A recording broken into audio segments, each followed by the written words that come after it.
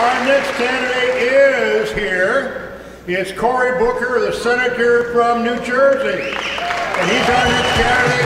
He's a great man. He's a man who fought for us. But most importantly, he is a co-sponsor of the Butch Lewis pension bill. Come on up here, meet Senator Cory Booker.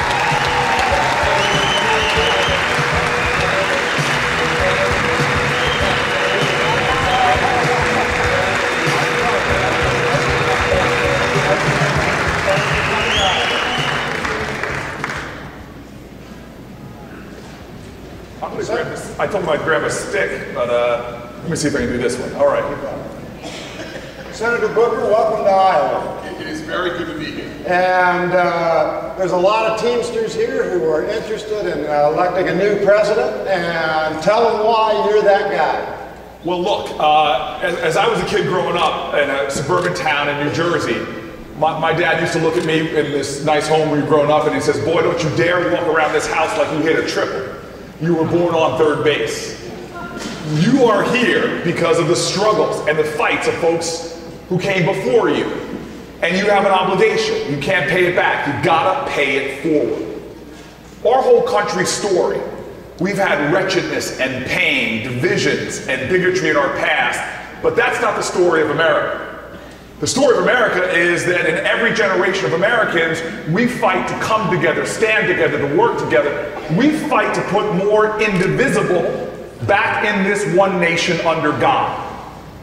And the call of this moral moment in our country, we're not trying to beat down our fellow Americans. I tell people all the time that we as Democrats cannot run a presidential election about what we're against. We need to get back to talking about what we're for and who we're for. And let me tell you, we can't vilify the 60 million people that voted for the current guy in the White House. We can't. The reality is we as Democrats need to let folks know that we want to send Mitch McConnell to the back benches. We want to get rid of Donald Trump. But we ultimately are not out to just beat Republicans. The call of this country right now for the Democratic Party is to unite Americans. And so I'm running for president because that is who I am. That is the values of this country that I was taught. That is the call of this moment. We are a stronger, better nation when we don't turn against each other, but turn to each other. When we get back to the foundations of this nation and how we have done great things before. I love the ideals of rugged individualism and self-reliance. But the ideals of rugged individualism and self-reliance didn't get us to the moon. They didn't beat the Nazis. We did those things together. It is time that we as a nation affirm our values, stand together, work together so that we rise together, and that's why I'm running for President of the United States.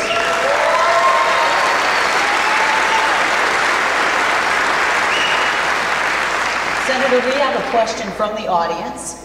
This audience member is Brian Payton, and Brian is a principal officer of Teamsters Local 322 in Richmond, Virginia. All right, Brian. Brian's question is about collective bargaining and right to work laws. Brian, where are you? Right here. Oh, Brian, there you are.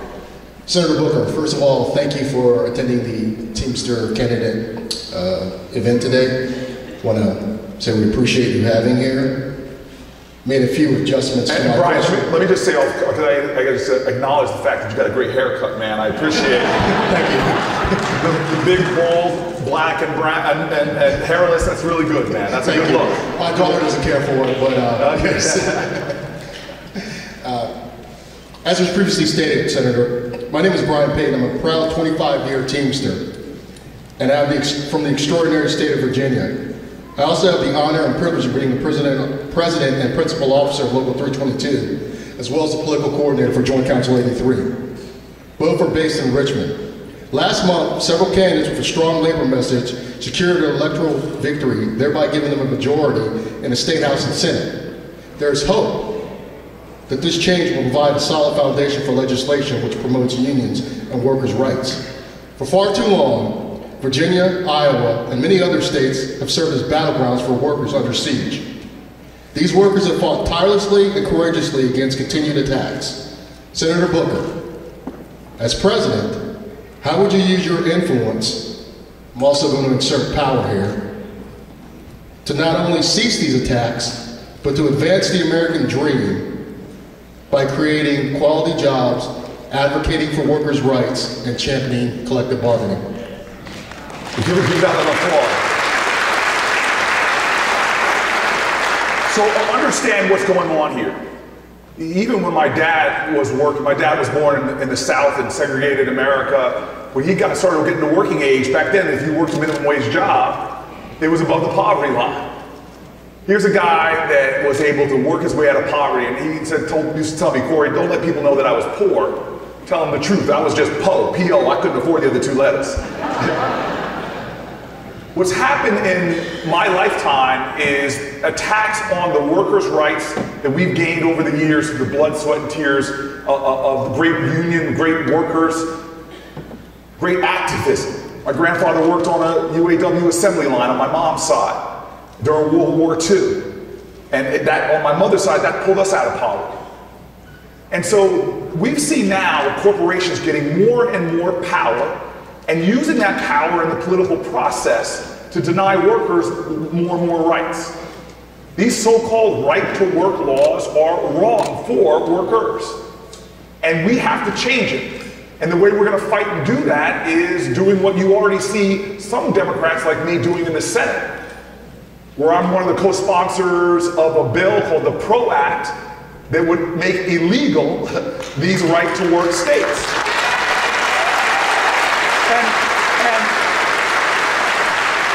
And I'm fighting on the PRO Act. I'm fighting against that Janus decision that in the public sector. And the original sponsor of one of those bills. But this goes further than that. It's that trend, again, of corporate power. We now literally have a Supreme Court that has said corporations are people. Well, I don't think corporations are people, but I think union members are people. And I'll tell you this, that's where we should have our loyalty.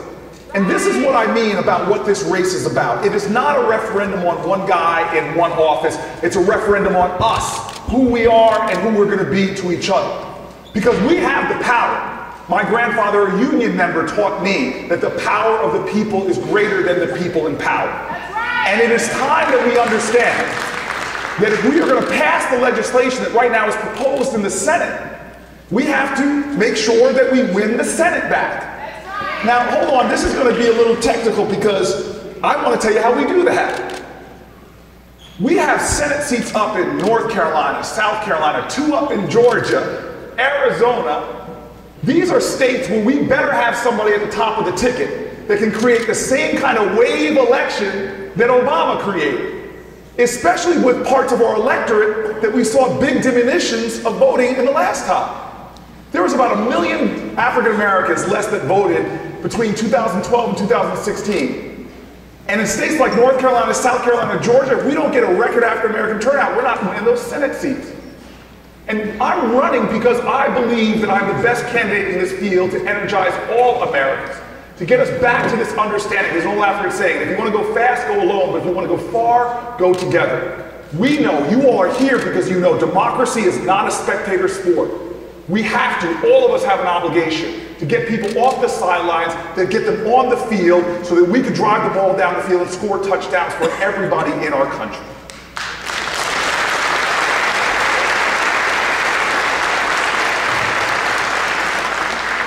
Senator, one of the things a lot of people, I think, are impressed with when you talk is you talk about unity. And we're supposed to be the United States of America. We're very divided states of America. You also talk about Democrats and how they need to unite.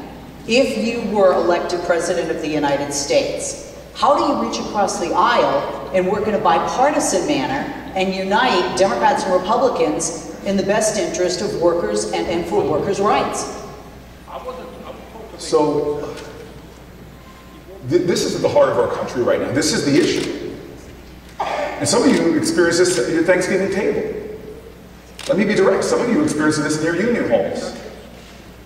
We are now a country where people begin to hate each other just because they vote differently. And that's just wrong.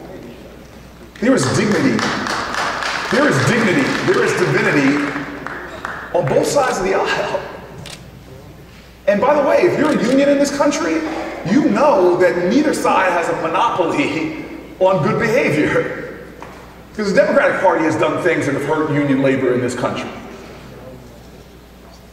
God, I'm running in this election. The whole theme of my campaign, the theme of my tour through Iowa this time is talking about this ideal, and I'm going to put it to you this way. Patriotism is love of country, but you cannot love your country unless you love your fellow countrymen and women, all of your fellow countrymen and women. And love doesn't mean we always have to agree. On some days, come to my family, we may not always like each other. But love says that we're all in this together, that there's one destiny for America. And we should understand this. I'm a senator, so I go in the bunker of the Senate, read classified documents sometimes, and the Russians are attacking this country right now. You know what one of their strategies are? To go on our social media platforms and do everything they can, at disguising themselves as other Americans, to make us hate each other. Because they know when we don't agree and can't even talk to each other, when it's not partisanship, even it's deeper to tribalism, then it makes it hard to do the things we even agree on. And so let me tell you the crazy thing that in America that our politics doesn't reflect. We agree on so much more than we're getting done in America. We agree, 90% of Americans, 86% of gun owners agree on common sense gun safety.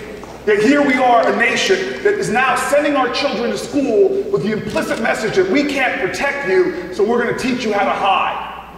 More shelter-in-place drills than there are fire drills. Here's another flash for you. We agree in this country that we are a nation. We say it in our songs that we're the home of the brave, but yet our veterans come home and they're disproportionately homeless. Republicans and Democrats agree we should be doing more for veterans. Minimum wage raising, even that is agreed to by the majority of Republicans. And guess what? Maybe the Republicans in Washington don't agree with it, but even the crisis of climate change, most Americans agree we should be taking action. The next president is not going to win because they're going to be, winning is not enough. Beating Donald Trump, let me tell you, that's the floor, it's not the ceiling. It gets us out of a valley, it doesn't get us to the mountaintop. So let me tell you, how do we get to the mountaintop? We get to the mountaintop by the president who can best inspire those ideals of unity. And I've had to do this my whole career. Heck, when I was mayor of New Jersey's largest city and presided over its biggest economic turnaround in 60 years, I had a Republican governor.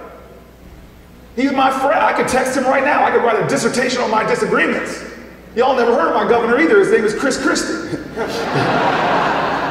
Talk about differences, but he and I found ways to get dramatic things done. I got to Washington, and the only major bipartisan bill passed under this president was the one that I led from the Senate with Dick Durbin for massive criminal justice reform called the First Step Act. So my mission has always been to bring people together across the lines that divide us, to help us understand we have a common spirit and a common cause. And I'll end this answer with this one point right now. The test of our nation will never be how one party tears another one down. The test of our nation has always been and always will be how well we lift each other up.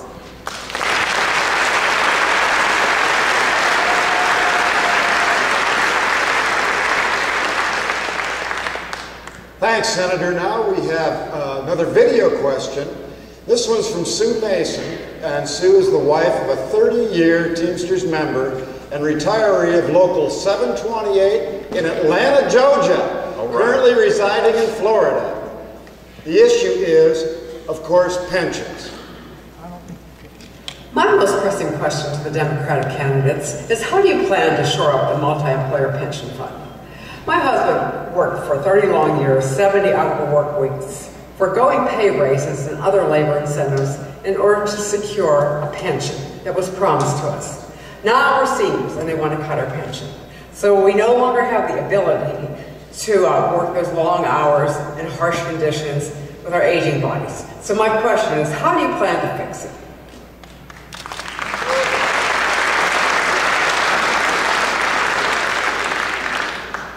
This is very straightforward, and it's insulting that we have to even have this conversation. There are ways to measure the soul of a nation. You look at how they treat their children. We have some real issues to talk about, from public education to prenatal care. You look at people that are in the shadows of a society, you look at people's prisons, who they incarcerate. We're this crazy nation that 1 of every 3 incarcerated women on the planet Earth are here in a nation that makes up only 4% of the globe's population. God, one area we should be ashamed of ourselves is what we do to our seniors and our elders in this country. The very idea of this nation is that everyone should have dignity and security in retirement. Those people who were made a promise for pensions, and now we're a nation that isn't in a bipartisan fashion rushing to make sure we meet that promise. I'm sorry. This is something that I will fight for, go to the mat for, and woe be to you if I am the President of the United States and are going to stand in the way of doing what's right by people who earn pensions and are being held back or denied them by politicians who don't seem to get the values of this nation. So let me tell you very specifically. I'm going to tell you 3 things that I'm going to do as president, but there's a lot more, but I want to be brief in these 3 things. One is, I am an original co-sponsor of the Bush-Lewis Act, and we're going to get that passed. It's not complicated. We're going to get it done. Number 2, Social Security in this country has not kept up with the cost of living of retirement. We have millions and millions and millions of our seniors living in fear, insecurity, and at or below the poverty line. Enough is enough. Social Security has been a regressive tax where the wealthiest amongst us pay a far lesser percentage into that pool of Social Security. There's a simple way to fix it. I'm one of the leaders of legislation in the Senate to do that. It's for the wealthiest Americans, only affecting about 2% of us.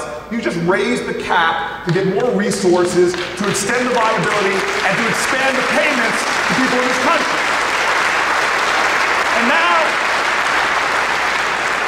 this is important because security is...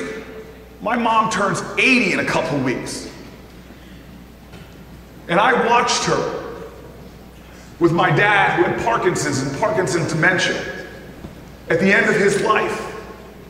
There are millions of Americans who are taking care of a spouse with special needs, a parent with special needs, a child with special needs, and it is hard. You bleed through your savings, your home, you're giving up your job or whatever else you might be doing to bring income in. It's physically a toll on you. I watched what my mom went through trying to take care of my dad. And we have this nation that says to you at the end of your life, the only way you're going to qualify for help is if you bleed through all of your savings, and that's when you qualify for Medicaid. Talk about stripping the dignity of somebody who played by the rules the whole life, and we're a nation that says, we're not going to stand with you until we drive you into poverty. And those people who have given up their jobs to take care of you, which by the way, if they didn't do that, and you ended up in the public sphere, it would be more expensive. So you're doing a service. And you're doing what reflects the soul of this nation. We need to have a plan that for those folks at the end of their life in that period, that we're a nation that stands for each other with those ideals I talk about all the time of grace and decency and love. And so the simple plan for me is I'm not playing around. This is very simple. Number 1, for Medicaid and Medicaid eligibility, we're going to raise the cap on how much money you can have so you don't have to go to poverty in order to do it. And then number 2 is very simple. If you are staying home to take care of someone with special needs, that should qualify in America as work. And under my plan, we are going to make you qualified for the Earned Income Tax Credit, and you will be able to get thousands of dollars back as well to help support that most sacred obligation that we all understand, which is to take care of a loved one in their final stretch to see God. Thank you.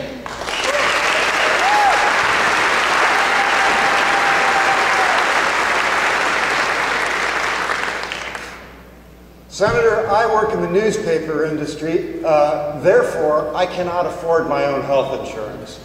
I spent $27,000 out of pocket this year on health insurance, including a $1,400 a month premium and a $5,000 deductible from what is practically a monopoly in Iowa, Wellmark Blue Cross and Blue Shield. What are we going to do about it? So, sir, first of all, I'm going to answer your question, even though you're offending me with that beautiful hair that you have there. Next time, I'm going to demand a bald moderator. I just want to be clear right now, because we've watched this now 5 times, I think, with the debates we're having amongst ourselves on healthcare. Democrats are going after Democrats. When I'm standing up there sometimes thinking to myself, wait a minute, the differences between us are small compared to what's going on the other side of the aisle, where they're trying to take healthcare away from us altogether. Take back the Affordable Care Act, send us back to the days where pre-existing condition would make you barred from getting health insurance. And I want to tell you, there's differences between us, but Obama, one of his slogans was, yes, we can. The operative word there is we. This is not going to be an individual effort. The person with the loudest voice on their views is going to win. No, this is going to be the person that ultimately goes to the White House and has to get all the Democrats to agree with them to get anything passed, and maybe get some Republicans. And so I'm a big believer in a single-payer plan. I have to say, I think that's the best thing to do. But if you can't, please applaud that. I can argue that forever. But if we can't get all the Democratic senators on the stage to agree on it, getting all the Democrats in the Senate, let me tell you, it's even going to be harder. And when my family members are telling me they're watching the debate stage, having anxiety like you do about their costs, it's not making folks feel a lot better. So let me tell you, the person that we need in the White House is the person that can build the coalitions necessary to continue to make as much progress, expanding care, lowering the cost, because I'm the only person in the United States Senate, only person in this race that lives in a community below the poverty line. I've lived there for 20 years, because when I came out of Yale Law School, my dad said, you got more degrees in the month of July, but you ain't hot. Life ain't about the degrees you get, it's about the service you give. Get into America and make a difference. So I moved to one of our communities where I discovered right away we should never mistake wealth with worth. And my lived experience is my folks in my community who are desperately in need of help. Because he said $2,700. I know people that $27,000. In my community, $2,700 is the difference between staying in your home or not. In my community, people have to ration their insulin because they can't afford it, even though right up north here in Canada, it's 1/10 of the cost. The president we need is the person that every single day is not going to let progress be sacrificed on the altar of perfection, but build the coalitions necessary to do the things we can do as quickly as we can, getting as far to the goal as I want to get to, where healthcare is a right in America. And those things include, enough is enough. Prescription drug companies in America can no longer profit off of our pain. And I am going to take away patent exclusivity from those companies that charge one price in our country for a drug and a fraction of that price in others. We're going to use Medicare to negotiate down prices. We're going to do the things I know we can do more easily right away, which is lower Medicare eligibility to 50 years old. We can expand. A public option. I thought with that hair, man, you must be 25. You get as long as the kids I'm seeing in college, for crying out loud. There are things we can do as a party united that when we look people in the eye who are afraid and worried about their families, we can say to them, follow me, we will get this done together. And guess what's going to happen? When we create a functioning public option or expand people are going to get more and more confidence. It's going to make us even have more ability to go further and farther until we get to that day that in the United States of America, the land of life, liberty, and the pursuit of happiness, that you can't have liberty, freedom from fear, that you can't have happiness without healthcare, that you can't have life, that we become the nation that finally, once and for all, every single American, as a matter of a right, has access to high-quality healthcare.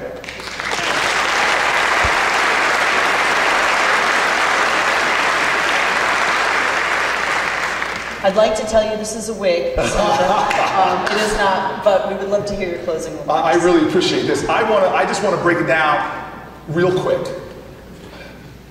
I am here because of unbelievably courageous people who didn't necessarily pray like my family or look like my family, but they stood for my family. My parents were denied the ability to buy a house in the neighborhood I grew up in because of the color of their skin, and it was white folks that gathered together, and when my parents were denied a house told it was sold, they would go right behind my parents, volunteering The house I grew up in, they put a bid on the house. The bid was accepted. Papers were drawn up. And on the day of the closing, that white couple didn't show up. My father did, and a volunteer lawyer. And then the real estate agent didn't give up. He actually punched my dad's lawyer in the face, sicked the dog on my dad. And let me tell you, as I was growing up, every time my dad would tell this story, the dog would get bigger. That's our story. When I got to be a senator, I did what a lot of senators do who have a high sense of self-regard. I decided to write a book. And when your name is Booker, that's a lot of pressure, folks. So I went back to find those people. That lawyer that organized the whole sting operation, I asked him, why would you do it? Why would you help black families move into your neighborhood at a time of fears of white flight, real estate prices going down? You were busy as heck starting a business. And he goes, well, the moment I made that decision, I was sitting on my couch in 1965 on March 7th watching TV. And he said it was a movie called Judgment at Nuremberg. That was when we had 3 channels, so most of America was watching Judgment at Nuremberg. And then they break away from that show to show a bridge in Alabama. Breaking news. A bridge called the Edmund Pettus Bridge.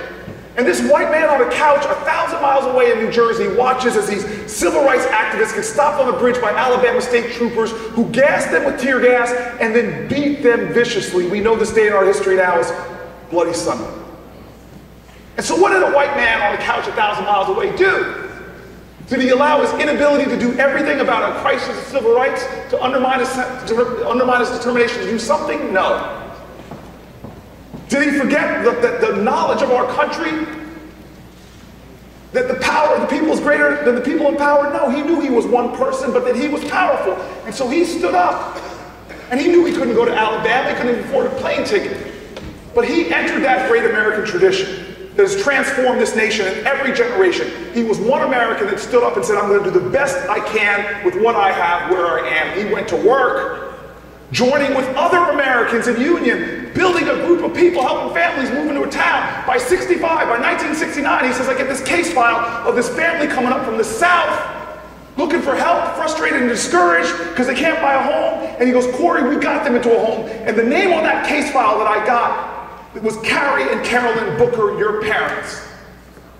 I'm here because just one American didn't just sit there on the sidelines watching our democracy, but knew this was a time to fight.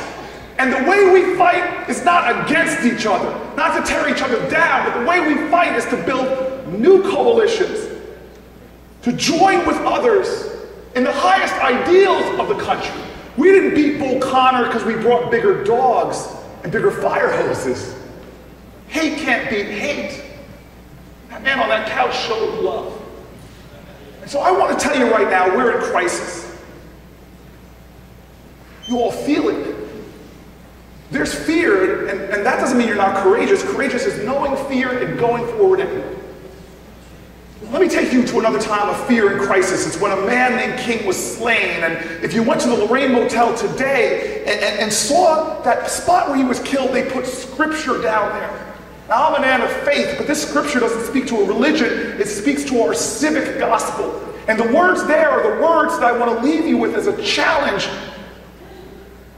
God, it doesn't speak about a policy plan, because this nation has never won with plans, it wins with vision that inspires action, that makes plans possible. These words I want to leave you with that I hope inspire you in your action, and I hope that you consider joining me in this larger American movement, bigger than an election. This is a campaign for our country. Those words there are written from Scripture, are the words of Joseph's brothers, who were going to kill Joseph with his coat of many colors, dropping him into a well to die. They uttered these words and threw him into a pit, but he didn't die. He rose up to lead a nation through crisis. What were those words?